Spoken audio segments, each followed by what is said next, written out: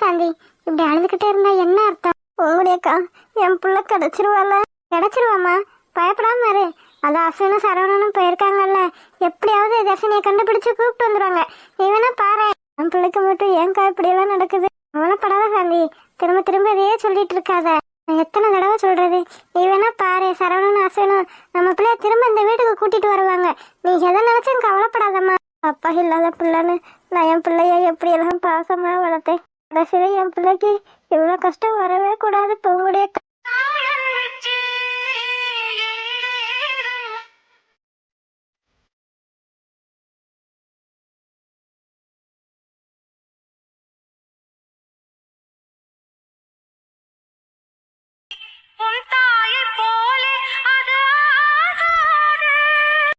சாந்தி, நீ அழுகிறத பார்த்தா எனக்கு கஷ்டமா இருக்கு. சாப்பிட கூட இல்லை, சாப்பிடாம இப்படி அழுதுகிட்டே இருக்கியம்மா. என் பிள்ளைய என் கண்ணால பார்த்தாதான்க்கா எச்சி கூட எனக்கு உள்ள போகும்.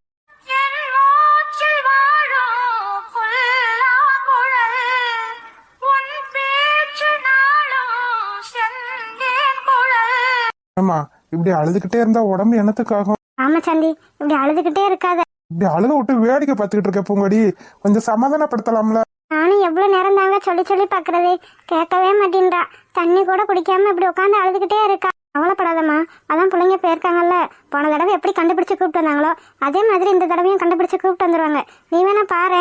ஆமாம்மா, இப்படி அழுதுகிட்டே இருந்தேன்னு வச்சுக்க, உடம்புக்கு சரியில்லாம போயிடும். அழுகாம இரு. இல்ல, என்னால அழுகாமலாம் இருக்க முடியல. என் பிள்ளைய எப்படியாவது என் கண்ணுல காட்டிருங்க. பாத்தீங்களா, இப்படியேதான் சொல்லிட்டு இருக்கா. இவனை நான் எப்படி சமாதானப்படுத்துவேன்? நானும் எத்தனையோ தடவை சொல்லி பார்த்துட்டேன், பேசியும் பார்த்துட்டேன். பிள்ளை எப்படியாவது கிடைச்சிருமா, கவலைப்படாம இருன்னு சொன்னாலும் கேட்கவே மாட்டேங்கிறா.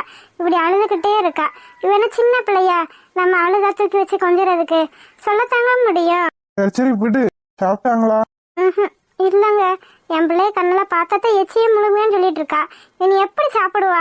அவங்க அப்படித்தாம்மா சொல்லுவாங்க. நீ சாப்பாடை போட்டு எப்படியாவது சாப்பிட விடு. இல்லண்ணே, எனக்கு சாப்பாடெல்லாம் எதுவுமே வேணாம். எனக்கு என் பிள்ளைய பார்த்தா அதுவே எனக்கு போகுது. அஸ்வின், சரவணா, என் பிள்ளைய பத்தி ஏதாவது தெரிஞ்சுச்சா? ப்ரோ, இவங்கிட்ட இப்ப என்ன சொல்றது? இன்னும் அவ கேட்டுட்டு இருக்கா.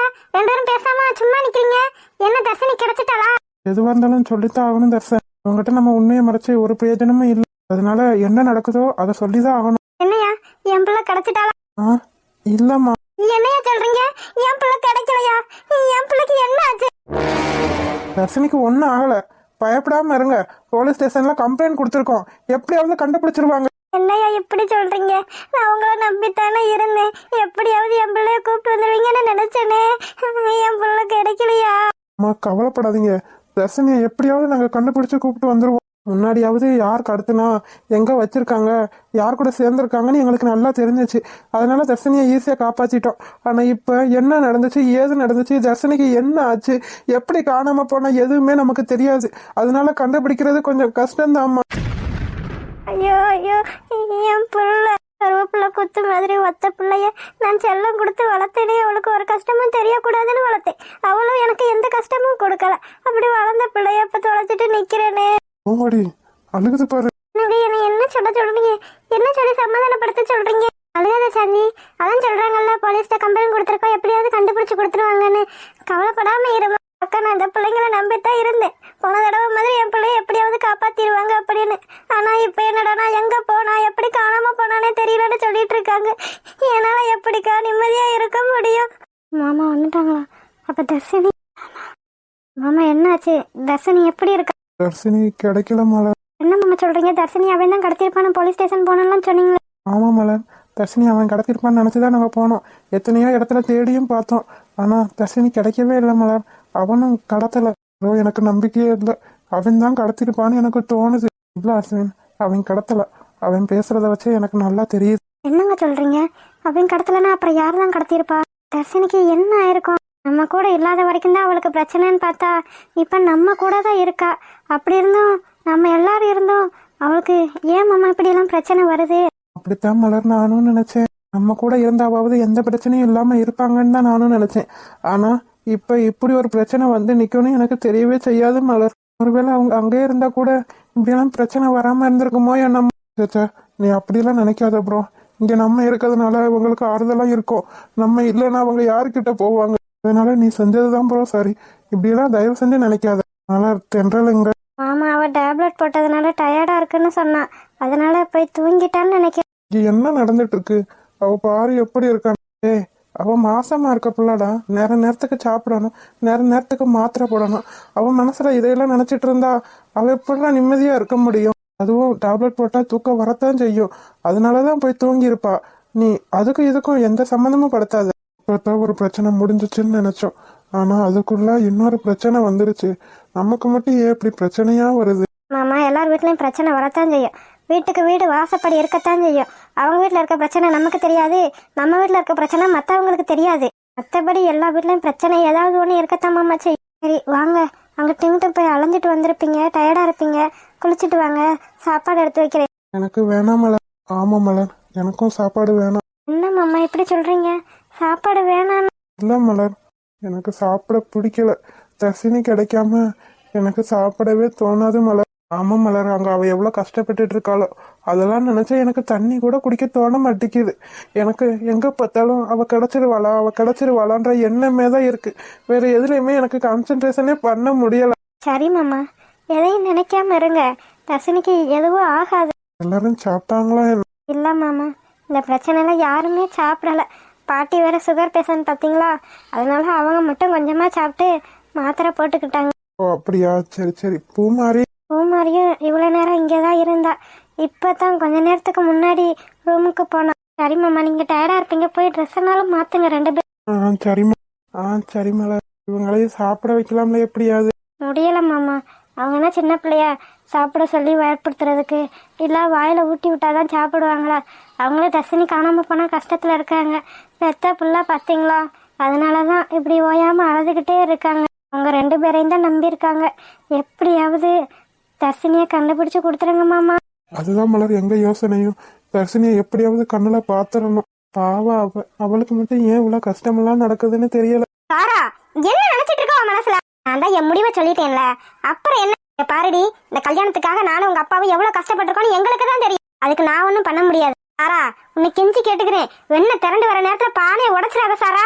நான் நல்ல பழமொழியெல்லாம் பேசுறேன், ஆனா கொஞ்சம் புரிஞ்சுக்க. எனக்கு அந்த ஆளை பிடிக்கலன்னு சொல்லிட்டு இருக்கேன். அப்புறமும் பாருடி, போக போக எல்லாம் சரியா போயிரும். கல்யாணம் முடிச்சா மாப்பிள்ள உன் பின்னாடியே சுத்தி வர போயிட போறாரு. அதுக்காக அவர் ஏதோ கிண்டல் பண்ணாருன்ற ஒரே காரணத்துக்காக எனக்கு மாப்பிள்ள பிடிக்கலன்னு சொல்லிட்டு இருந்தேனா? என்ன அர்த்தம் சாரா? இதுவும் முன்னாடியே மாப்பிள்ளைய பிடிச்சிருக்குன்னு சொல்லிட்டேன். சொன்னதுக்கு அப்புறம் இப்ப வந்து எனக்கு மாப்பிள்ளைய பிடிக்கலன்னு சொன்னா என்ன அர்த்தம்? நாங்க என்ன பண்றதுன்னு நினைச்சிட்டு இருக்க நீ? மாப்பிள்ள பிடிச்சிருக்குன்னு சொன்ன வாயாலதான் இப்ப மாப்பிள்ள பிடிக்கலன்னு சொல்றேன். எனக்கு அந்த மாப்பிள்ள வேணாம், எனக்கு இந்த கல்யாணமே வேண்டாம். சாரா, பல்லுகளெல்லாம் கலன்றும் பாத்துக்க. எனக்கு விருப்பம் இல்லாம எனக்கு கல்யாணம் பண்ணி வைக்கணும்னு நினைக்காதீங்கம்மா. சாரா, நீ மாப்பிள்ள வேணான்றதுக்கு சொல்ற காரணத்தை நினைச்சு பாரு. யாராவது கேட்டா சிரிச்சிருவாங்க சாரா. ஒழுங்கு மரியாதையா நல்ல புடவைய எடுத்து கட்டிட்டு அவங்க முன்னாடி வந்து நில்லு. அதுதான் நல்ல பிள்ளைக்கு அழகு. முடியாதுமா. என்னாச்சு? என்னங்க இவ சொல்றது பாத்தீங்க? அப்படி என்ன சொன்னா? ஏன் என்ன ரெடி ஆகாம உட்காந்துட்டு இருக்கா? என்னதான் நினைச்சிட்டு இருக்கீங்க? மாப்பிள்ளை வீட்டுக்காரங்க வேற வந்துட்டு இருக்காங்க. இந்த நேரத்துல இப்படி விளாண்டுட்டு இருக்கீங்க? ஆமா, இவ கூட விளையாடணும்னு எனக்கு ஆசை. பாத்தீங்களா, இவ விளையாடுறதுனாலதான் நான் பழுதுட்டு இருக்கேனா? என்னங்க பேசிட்டு இருக்கீங்க? எதுக்கு பழுதுட்டு இருக்கா? அதையாவது சொல்ல. உங்க மகளுக்கு கல்யாணம் வேண்டாமா, மாப்பிள்ளைய பிடிக்கல. கல்யாணம் வேண்டாமா? ஆமாப்பா, எனக்கு இந்த மாப்பிள்ளைய பிடிக்கல. என்ன சாரா பேசிட்டு இருக்க நீ? மாப்பிள்ளை வீட்டுக்காரங்க எவ்வளவு பெரிய இடம் தெரியுமா? இப்படி ஒரு மாப்பிள்ளை வீடு கிடைக்க நீ கொடுத்து வச்சிருக்கணும் சாரா. தயவு செஞ்சு இப்படிலாம் விளாண்டுட்டு இருக்காம சீக்கிரமா ஒரு புடவை எடுத்து கட்டிட்டு அவங்க முன்னாடி வந்து நில்லு. எந்த பிரச்சனையும் இப்ப பண்ணாத. எதுவா இருந்தாலும் அப்புறம் பேசிக்கலாம் சாரா. ஆமா சாரா, உங்க அப்பா சொல்றத கேளு. எதுவா இருந்தாலும் அப்புறம் பேசிக்கலாம். மாப்பிள்ளை வீட்டுக்கு போறதுக்கு முன்னாடி எங்களை அசிங்கப்படுத்திடாத சாரா. என்னம்மா இப்படி பேசிட்டு இருக்கீங்க? என் வாழ்க்கைமா இது. என்னமா வாழ்க்கை? என்ன பிரச்சனை உனக்கு? மாப்பிள்ளை பிடிச்சிருக்குன்னு சொன்னீல, அதனால தானே நாங்க மாப்பிள்ளை வீட்டுக்காரங்கிட்ட பேசவே ஆரம்பிச்சோம். இப்ப என்னடானா மாப்பிள்ளை வீட்டுக்காரங்க உன்னை பார்க்க வர அன்னைக்கு போய் எனக்கு மாப்பிள்ளை பிடிக்கலன்னு சொல்லிட்டு இருக்க. அதாங்க நானும் சொல்லிட்டு இருக்கேன். சொல்றதை கேட்கவே மாட்டேன்றா.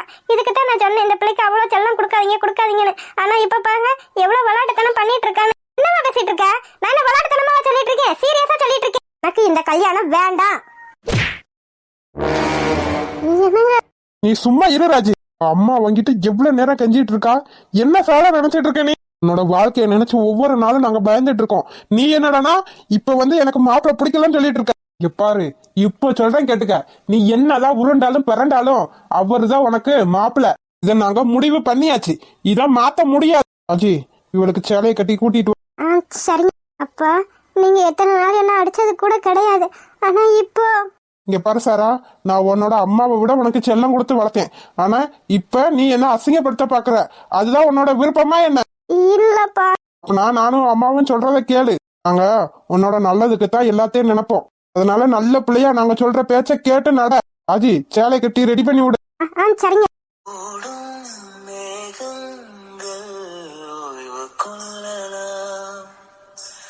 மழையாய் பொழிந்தே தன் வாரம் தீர்க்கலாம்.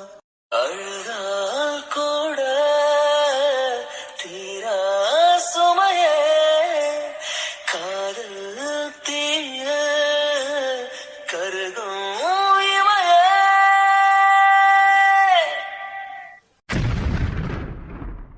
ஏய், டேய், என்னடா பண்ணிட்டு இருக்க நீ? பாரு தர்சன், நீ பண்றது சரியா இல்ல. எதுக்காகடா இப்படி எல்லாம் பண்ணிட்டு இருக்க நீ? தர்சினி, என் தர்சினி. ஏய், அவ காணாம தானே போயிருக்கா. எப்படியாவது கண்டுபிடிச்சிடலாம். அதுக்கு இப்படி ஒரு ஆயுதத்தை கையில எடுத்துட்ட நீ. என்னால முடியல. அவ இல்லாம என்னால இருக்க முடியாது. அதுக்காக இப்படியா? நீ ஒரு டாக்டர்டா. எல்லாருக்கும் அட்வைஸ் பண்ணிட்டு இப்ப நீயே இப்படி பண்ணா என்ன தர்சன் அர்த்தம்? இதுக்கெல்லாம் காரணம் அவதான். அவ மட்டும்தான். எதுக்காக அவ என்ன விட்டு போனா? பைத்தியமாடா நீ. அவளாவாடா போயிருக்கா, காணாம போயிருக்காடா. அதான் எப்படி எப்படின்னு எனக்கு எப்படிடா தெரியும்? எனக்கு தர்சனே வேணும். அவ மட்டும்தான் வேணும். குடிகாரா குடிச்சிட்டு எப்படி உளறான் பாரு. அவளை எப்படியாவது கண்டுபிடிச்சிடலாம்டா. கண்டுபிடி. எப்ப கண்டுபிடிப்ப? ஓ, இவனுக்கு அவளை நினைச்ச பைத்தியம் தான் பிடிச்சிருச்சுன்னு நினைக்கிறேன். தர்சன், இதெல்லாம் வேண்டாம். வேணும், எனக்கு வேணும். இது என் கூட இருக்கிறது அவ என் கூட இருக்க மாதிரி. இதுதான் அவதான் இது. ஐயோ, குடிச்சிட்டு இப்படி உளறானே. புதுசா வேற குடிக்கிறான். என்னென்ன பண்ண போதோ தெரியல. தர்சன், நான் சொல்றத கேளு தர்சன். போதும்டா. முடியாது. ஏய், அவளுக்காக நீ பைத்தியம் ஆயிடாதடா. பைத்தியம்தான், நான் பைத்தியம்தான். ஏற்கனவே என்ன பைத்தியம் ஆக்கிடடா. குடிகாரா எங்க இருந்து வந்துச்சு உனக்கு இந்த பழக்கம்? இத போய் எப்படி வாங்கின? கடைய பார்த்தாலே அங்கிட்டு திரும்புவ. எப்படிதான் வாங்கின? எனக்கு அவ்வளவு கஷ்டம். என் தர்சனி வேணும் எனக்கு. எங்க போன நீ? என்னை விட்டுட்டு எங்க போன? எங்கேயும் போயிடாத. எங்க போனாலும் என்னையும் கூப்பிட்டுட்டு போ.